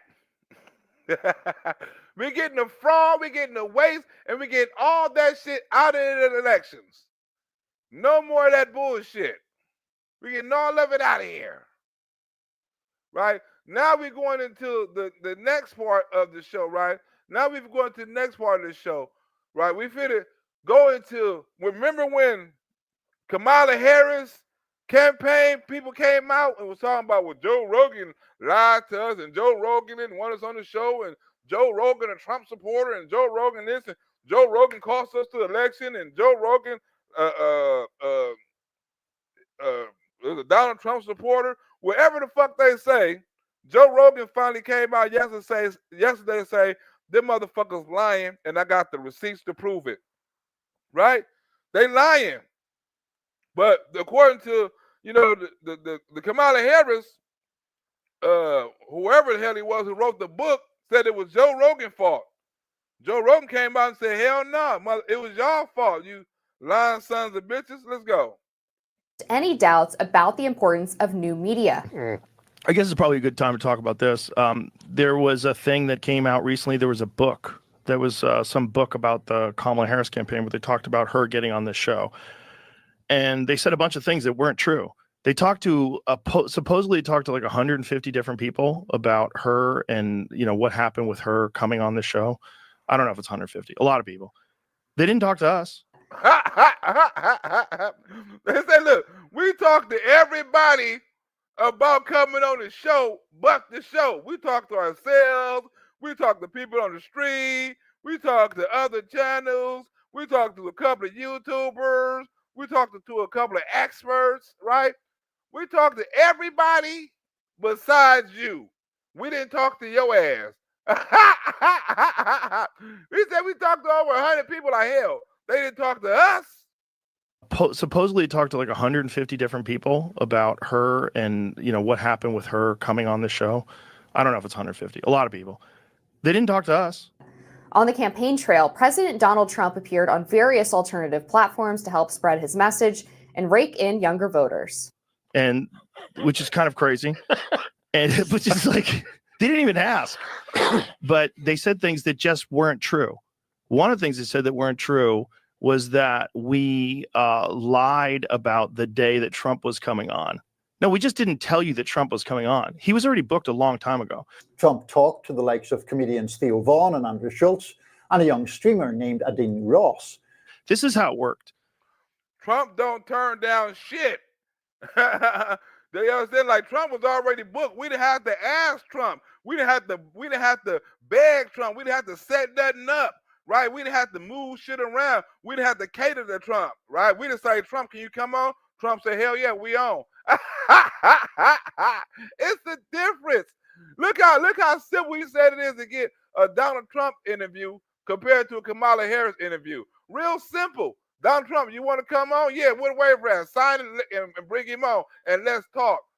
Not all this, this date and here and this date and this time and no. your time, your place, all that. Let's rock with it. Donald Trump come to you like he go to the street. Kamala Harris wants you to cater to her. That's why they built the damn studio inside the motel, which cost $1 million to do an interview with the GoDaddy show. Huh? Donald Trump like, I come to you by myself. Trump was really easy to book, like super easy. We offered one day. He said yes. That was it. There was no, what are we going to talk about? How long is it going to be? Is it going to be edited? There was nothing. Then Vice President. You heard that? One day, right? We just asked him one day. It was no, what it's going to be about, no talking, no none of that shit. One day. We asked him one time. That's it. It was simple. Look how simple. Look at it too. Ross. This is how it worked. Trump was really easy to book, like super easy. We offered one day. He said yes. That was it. There was no, what are we going to talk about? How long is it going to be? Is it going to be edited? There was nothing. Then Vice President Kamala Harris also visited unorthodox shows of her own, like Alex Cooper's Call Her Daddy podcast and NFL commentator Shannon Sharp's Club Shay Shay. What's the waiver? Here, give me that waiver. Sign it. It was so easy. So he was already booked. They never committed to doing the show. There was a crucial appearance that Harris failed to land, however, and that was on the Joe Rogan Experience. So all this talk, there was another thing they said that the reason why they did the Beyonce thing, the Beyonce event in Houston, was so that they could be in Texas to do my show. They never agreed to do the show. Right? They never agreed to do the show. We're going to come and we're going to be in Texas and we're going to do the show in Texas. The only reason why we're going to do a prep rally in Texas is for the Joe Rogan show, not to cater to Beyonce, who lives in Texas, right? Who was really the star of the motherfucking show, and why everybody came out, not for Beyonce, but for Joe Rogan. But while we out there for Joe Rogan, we might as well ask Beyonce to come. Liars. None of that's true. They never agreed. That's fucked. They also said that they sent someone down here to the studio to do a walkthrough of the set. That's not true. The Trump administration did. The Hill recently published an excerpt from a new book titled Fight: Inside the Battle for the White House by Jonathan Allen and Amy Parnes. I mean, if they are trying to say that they, as in the entire federal government, well, I don't think the Trump, well, I guess the Secret Service is a part of the federal government. Maybe you can kind of get away with saying that because the Secret Service came down here for Trump and looked around, that we sent someone down, but it was not. It was the Trump administration sent them down because they're the only ones that had a date to do the show. The book details how the would-be Harris and Rogan podcast episode ultimately fell apart. These people didn't have a date to do. They never agreed to do the show. This is really important. Even after Trump went on, they offered for me to come to DC and do a show with Kamala. But even then, it was the same deal. It was only like 45 minutes to an hour. And, you know, it was not on my set. And I said that, look, he did it here. We should probably do it here. Like, if it's possible to do it here. In a nutshell, there was a back and forth between Harris's campaign and Rogan's, according to the book, and Rogan's conditions were clear. Obviously, when he did it, it had an enormous result. I'm willing to do the same thing for her. I wanted to release both of them on the same day. This was my goal. I was even trying to figure out if there was a way that I could do it. And I even offered to do it late that night. So the night that Trump came on, I'm like, what if we do her like when she's done in Texas, if she came here? But no one ever committed to doing it. This is like really important because they keep pretending that I lied or I did this or I did that. They never committed to doing it. Kamala had to come to Austin, Texas, and no topics could be off limits. Well, we went through, I've got a whole. Right, but you know, Kamala want her shit rehearsed. That's why the 60 Minutes interview was under investigation. That's why they finna get their ass hit up, right? For that 60 Minutes interview, change the answer. She wanted her shit edited, and she wanted to know the questions. She wanted to prepare. Donald Trump didn't want none of that. Right, Joe Rogan like, hey, it can't be 45 minutes and it got to be longer and it got to be a free interview. No way, Jose. We have all the receipts, by the way. Of course. I have a whole list of conversations that took place. They never said she was going to do it. The book says that Harris's team struggled to find a reason to get her to Texas, since it was obvious to everyone that she would lose that state. So this whole idea that we fucked her over and then we fucked her over for Trump, incorrect. Just not true. And she, but I think it's someone trying to cover their ass for the fact that she never did it. And if she did do it, it might have had a positive effect. Yeah. If her and I had a good time and we got along great and she won over, the air quote young male vote, things could have been different. Who knows? So this guy's probably trying to cover his ass. But they didn't commit to doing it. This is the thing. While this guy's saying like that we were difficult to deal with, not true. We were super easy. We made it real clear. But also, it's got to. Now, if you're going to believe one side, who you going to believe? Is you going to believe Joe Rogan, who has no reason to lie, right?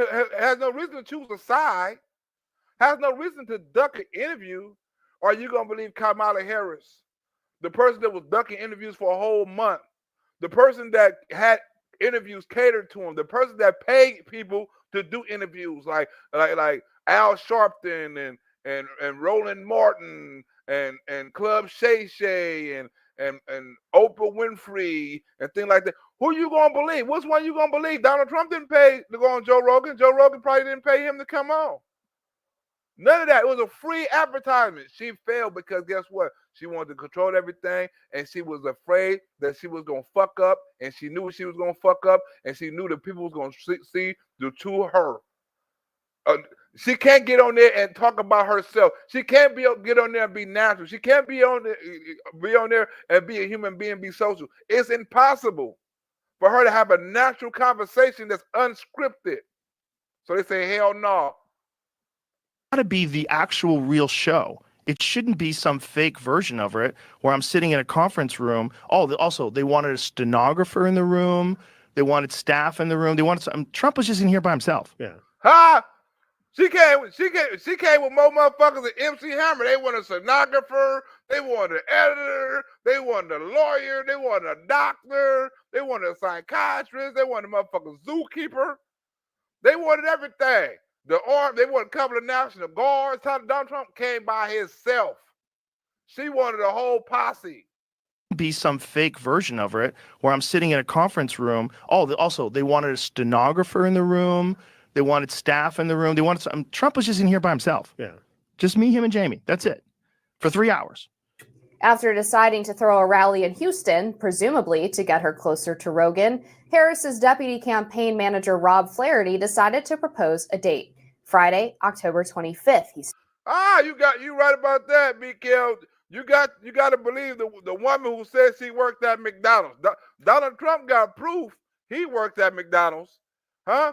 He got receipts that he worked at McDonald's. He got witnesses that he worked at McDonald's. He got millions of people that know he worked at McDonald's, that he turned over a couple of fries.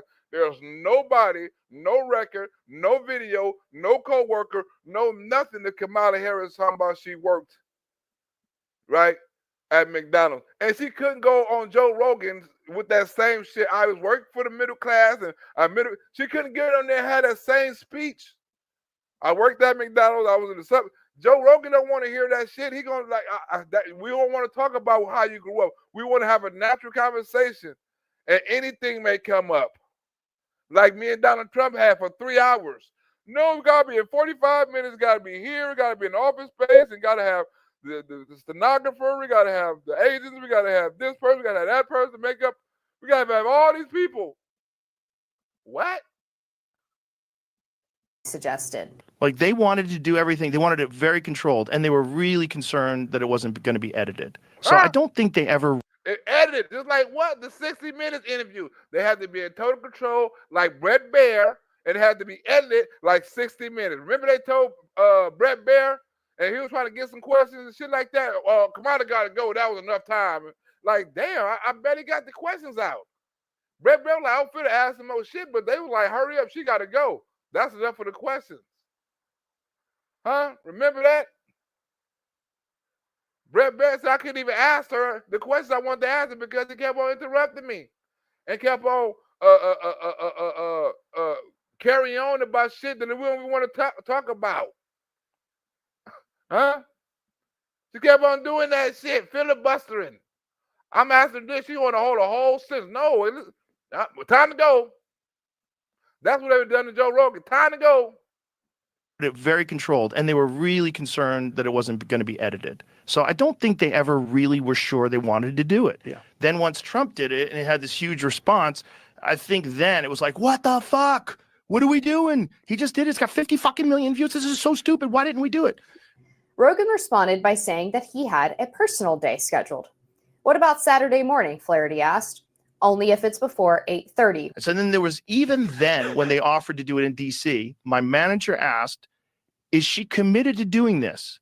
If I bring this to Joe, no, she hasn't committed to doing this. Have you brought this to her? Like, they wouldn't even say whether or not she had expressed willingness to do it or whether they were trying to convince her to do it. Rogan's people responded. Then came the shock. The tone is different, Flaherty thought. The Vice President of the United States is offering to come to your effing show, and you keep putting up more hoops. There was... Ha! Ha! Ha! So they tried to switch it on Joe Rogan. The president tried to come to your effing show, and you keep on putting up these false hopes. Well, Joe Rogan, like, when you want to do it, they haven't even read the idea by her. Don't know if she denied it, turned it down. You know what I'm saying? If she interested, Joe don't know nothing. But this dude put it in the press. Oh, Kamala Harris want to come to your fucking show, and you denied her. The tone is different, Flaherty thought. The Vice President of the United States is offering to come to your effing show, and you keep putting up more hoops. We know for sure there were some people that were supposedly on her staff that were against her doing it. They thought it was a bad, because, you know, it's a bunch of wokesters. They're basically in a cult. Harris's team still wanted to make it work, but a new wariness set in. On October 22nd, the book continues, the same day the Harris camp announced the rally, the Associated Press reported that Trump would be Rogan's guest on the Friday, the personal day Rogan had originally reserved. Democratic strategist and former Obama alum John Cooper wrote on Blue Sky, wow, there's no way of knowing the extent to which this could have changed the election outcome, but Joe Rogan lied through his effing teeth and intentionally screwed over the Harris campaign. You have a distribution. Like, if you're willing to go on Fox News, you talk to, what's that guy's name? Brett Breyer? Yeah. Where they cut that off after 20 minutes. When they did that, that's when I was like, look, it's got to be in the studio. It's got to be in the studio, and it's got to be real. It's got to be a real conversation. CEO and co-founder of the Federalist, Sean Davis, wrote on X, if Harris had gone on Rogan, Trump would have won Virginia, Minnesota, and New Mexico. They knew she would have fucked up. She better not have to win on that show. She would have lost all 50 states. I had entertained a couple of times going to it, but I was like, 45 minutes is just not enough. You know, you and I have been talking an hour and a half already. Yeah. Yeah. It's just like, it's not enough time. You need more time. You need more time to find out what makes someone tick. And that's I probably what she was afraid of. Probably what they were afraid of. Maybe not her. Maybe I don't not think her, they should yeah. have been. I think we would have had a good old time. Editor and CEO of ZTO, Mehdi Hassan, wrote, why didn't Kamala go on Rogan? They all screeched in op-eds and tweets for months on end. Maybe, just maybe, because Rogan, in the tank for the GOP, made it near impossible for her to come on. Journalist Matt Taibbi wrote, anyone who thinks Rogan didn't want to interview Harris doesn't understand the business. Of course he wanted to book her, but asking for conditions shows a total misunderstanding of that audience. She should have just dropped by and eaten a pile of shrooms with him. That would have been something worth watching. I responded, You should have stopped by and ate the shrooms with him. You should have stopped by.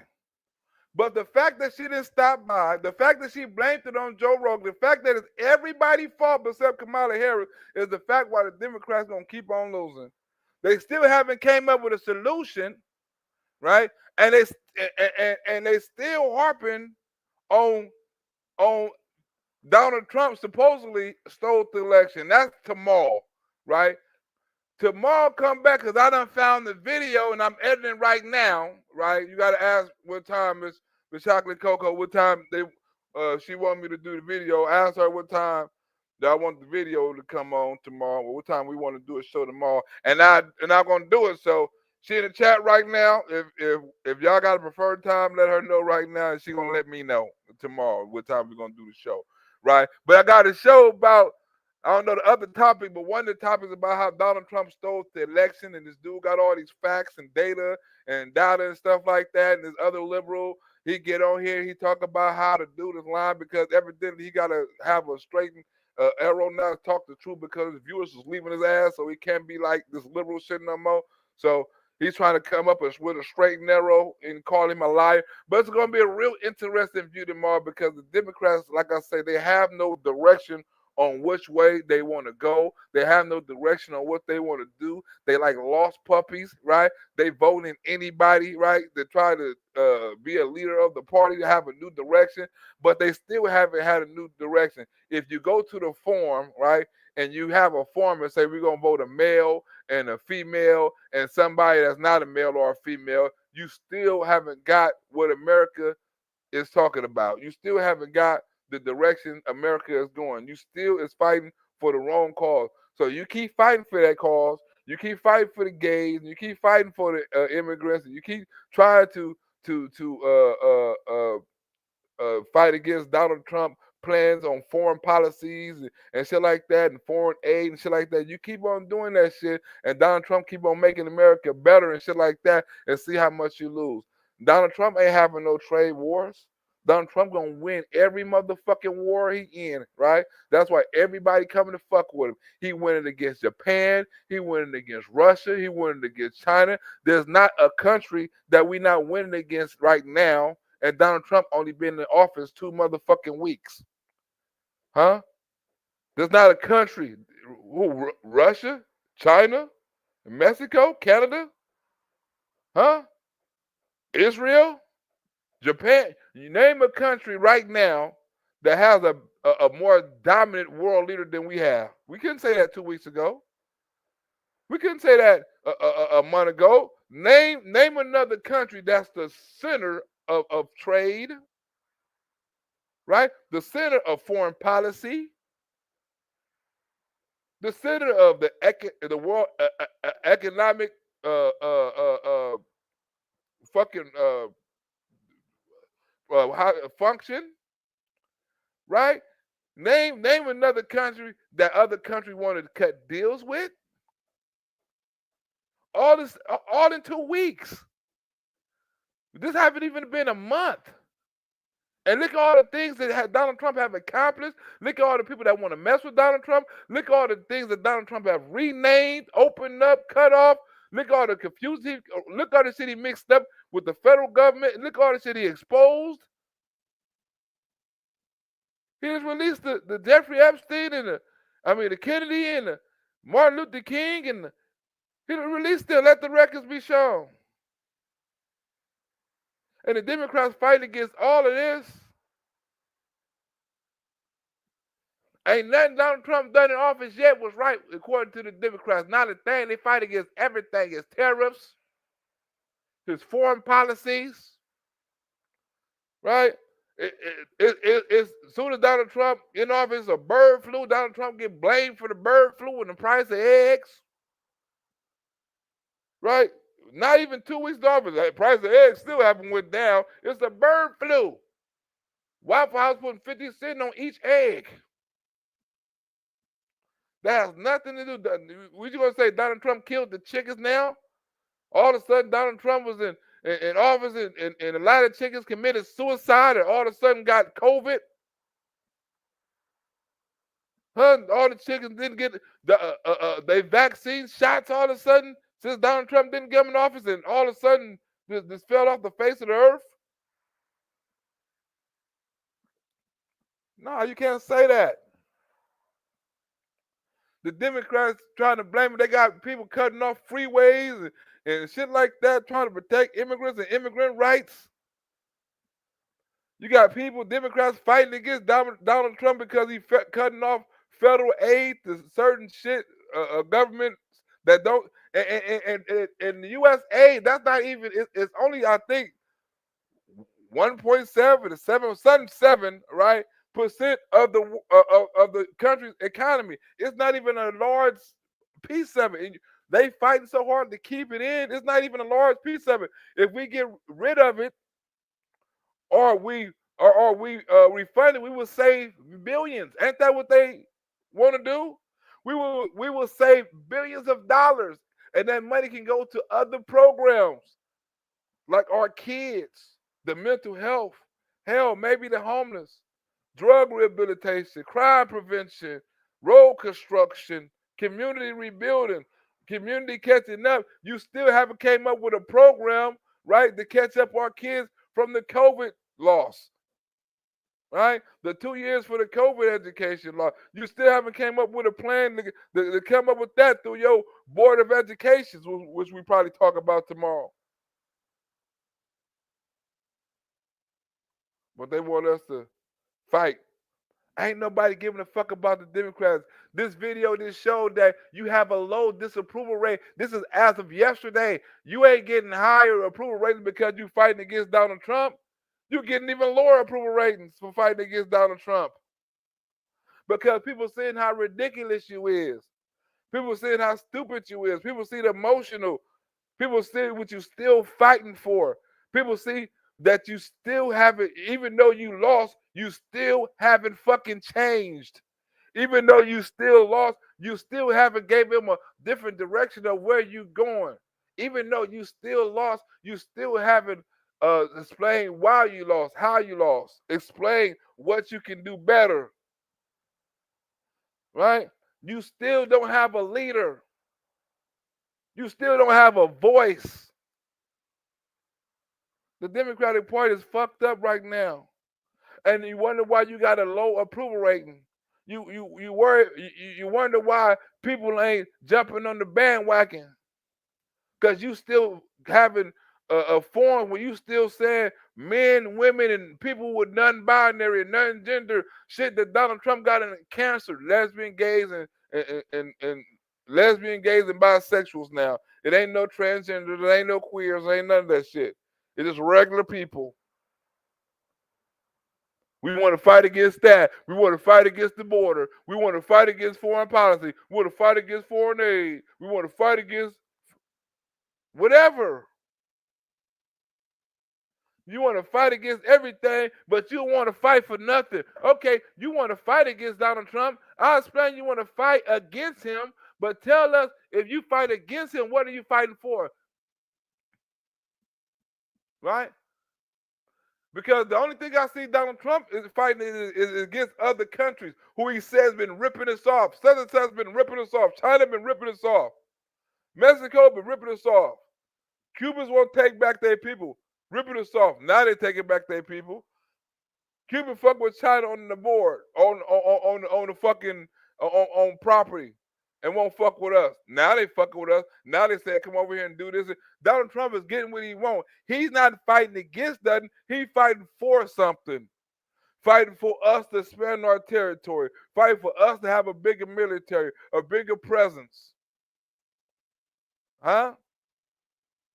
Fight for us to have better trade. But Democrats want to fight against all that. All that. Because nothing Donald Trump doing is right now. America's not complaining. Right? You don't see people holding, you don't see the same people that was holding anti-Donald Trump marches in 2016 and 2017. Them people ain't out. I think they kind of satisfied or contempt or at least curious.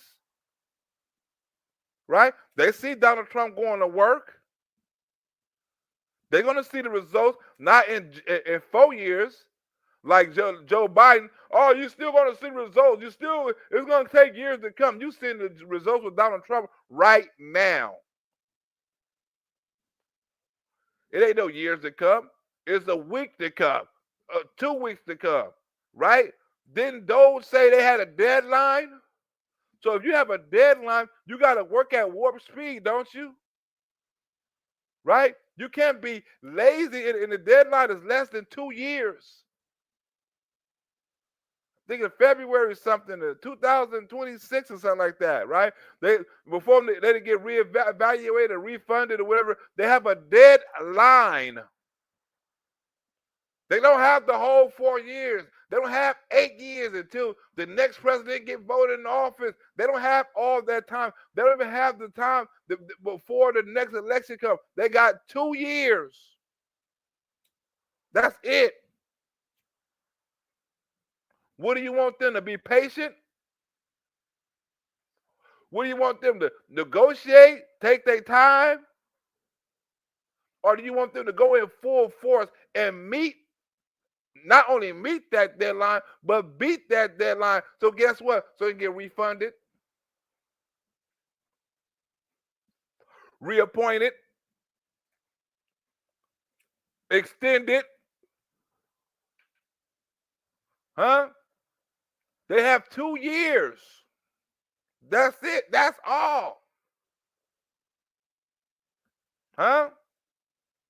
But we're going to get up out of here because, like I say, I got a video to make tomorrow about Donald Trump, maybe guys or something like that, but I got to edit this video about Donald Trump sitting elected. It's going to be real interesting. Come back tomorrow. If you enjoy this show, you'll enjoy more than more. If you want to donate, I will put the donating button, donating app or donating site up on these videos. Thank you for supporting.